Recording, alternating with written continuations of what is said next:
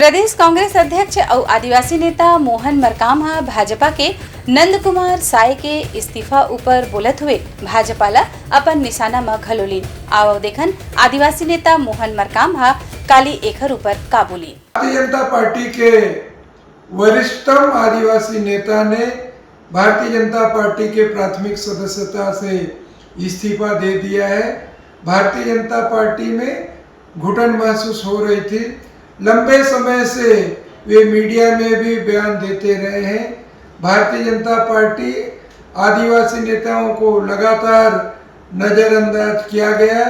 2003 हो, 2008 के चुनाव हो, आदिवासी सीटों में भारतीय जनता पार्टी जीती और छत्तीसगढ़ में सरकार बनी। मगर भारतीय जनता पार्टी लगातार छत्तीसगढ़ के आदिवासी नेताओं की उपेक्षा की, जिसमें वरिष्ठ नेता नंद कुमार साय जी भी हैं। कांग्रेस पार्टी में नंद कुमार साय जी के लिए दरवाजे खुले हैं। अगर कांग्रेस पार्टी में आना चाहते हैं तो स्वागत है। कांग्रेस पार्टी हमेशा आदिवासियों का सम्मान करते रही है।